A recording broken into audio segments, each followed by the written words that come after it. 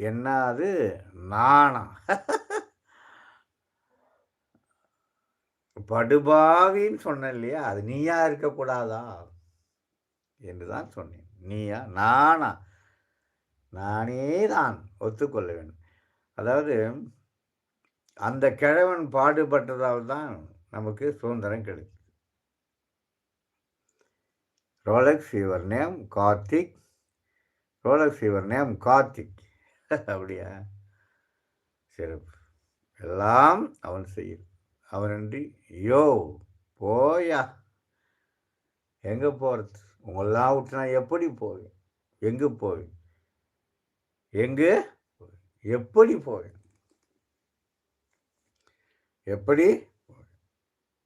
என்னால் எப்படி போக முடியும்?